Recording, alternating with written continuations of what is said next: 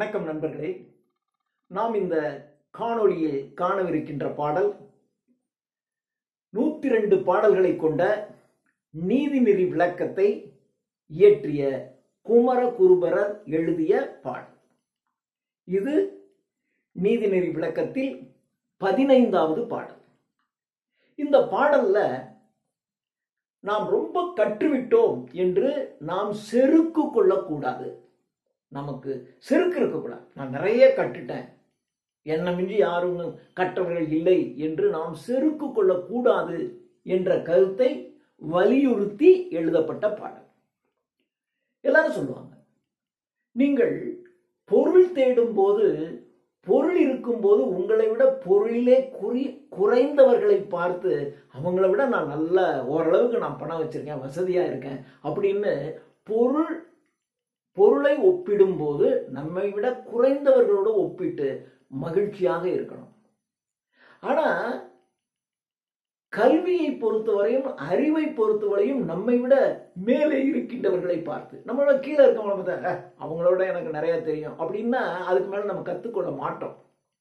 இப்போ நம்மை விட கல்வியிலே தேர்ச்சி உடையவர்களை பார்த்து இவ்வளவு நான் நினைச்சிட்டு இருப்பேன், நாம தான் நிறைய படிச்சிருக்கோம் அப்படின்னு நினைச்சிருப்பேன். ஆனா நம்மை விட அதிகமாக கற்றவர்களை பார்த்து இவ்வளவு நாள் நாம் செருக்காக இருந்து விட்டோமே என்று நாம வெட்கப்படணும். கல்வி அறிவினை பொறுத்தவரையிலும் நம்மை விட மேன்மையானவர்களோடு நம்மை ஒப்பிட்டு பார்க்க வேண்டும். ஆனால் பொருளை பொறுத்தவரையும், செல்வத்தை பொறுத்தவரையிலும் நம்மை விட குறைவாக உள்ளவர்களிடம் நம்மை ஒப்பிட்டு பார்க்க வேண்டும். இதுதான் இந்த கருத்து. ஸோ கற்றதினால் நீங்கள் செருக்கு கொள்ளக்கூடாது.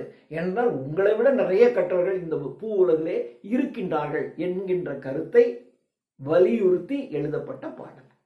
நாம் இந்த பாடலை இப்பொழுது காணலாம்.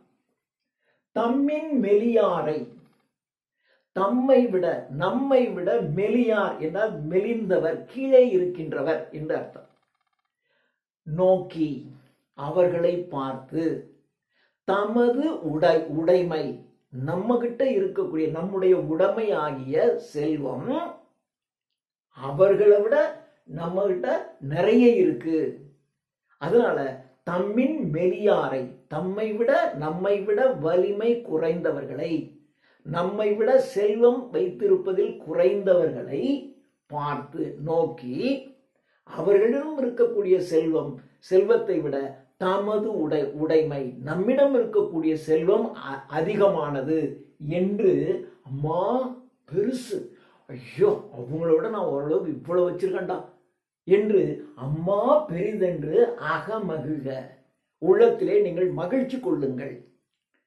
பொருளை பொறுத்தவரையிலும் உங்களை விட பொருளிலே கீழிருக்கிறவர்களை பார்த்து அவர்களை விட என்னிடம் அதிகமாக பொருள் இருக்கிறது என்று மகிழ்ச்சியாக இருங்கள்.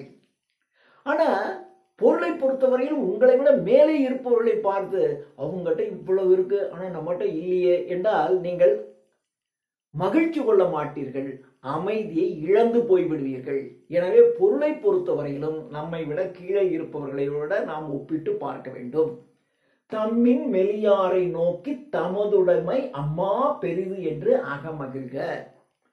தம்மினும் கற்றாரை நோக்கி, நம்மை விட ஒரு கற்றவர்களை பார்த்து நம்மை விட நோக்கி நாம் கற்றதெல்லாம், அவங்களை பார்த்து இந்த இடத்துல நாம் என்று என்பதில் நாம் கற்றதெல்லாம், நம்ம கற்றதெல்லாம் எற்றே இவர்க்கு, எற்று எவ்வளவு கீழானது, எவ்வளவு தாழ இருக்கிறது என்று கருத்து அழிக என்னால் உங்களுடைய செருக்கை அழித்து விடுங்கள் என்று சொல்லுகிறார்.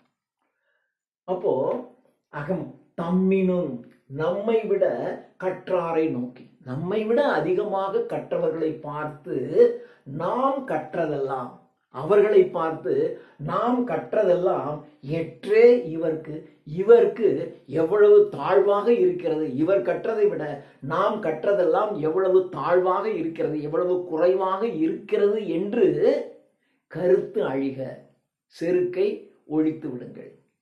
நாம் நிறைய கற்றுக்கொண்டு செருக்கோட இருப்போம். ஆனால் நம்மை விட அதிகமாக கற்றவங்களை பார்த்து ஐயோ அவங்களோட ஒப்பிடும்போது நான் கற்றது ஒன்றுமே இல்லையே என்று நீங்கள் கருத்து அழிக, உங்களுடைய செருக்கை ஒழித்து விடுங்கள். அப்போ ஒழிச்சிட்டிங்கனாவே சரி அவர் மாதிரி நானும் கற்றுக்கணும், அப்போ அதிகமாக நீங்கள் கற்றுக்கொள்ள ஆரம்பிப்பீர்கள். அதிகமாக கற்க கற்க மகிழ்ச்சி உங்களுக்கு கூடுதலாக வரும். எனவே பொருளை பொறுத்தவரையிலும் நம்மை விட குறைவானவர்களோடு ஒப்பிட வேண்டும். கல்வியை பொறுத்தவரையிலும் நம்மை விட அதிகமாக கற்றவர்களோடு நாம் ஒப்பிட்டு பார்த்து நாமும் அதுபோல் கற்க வேண்டும் என்ற மனத்தின்மையை ஏற்படுத்திக் கொள்ள வேண்டும். நன்றி.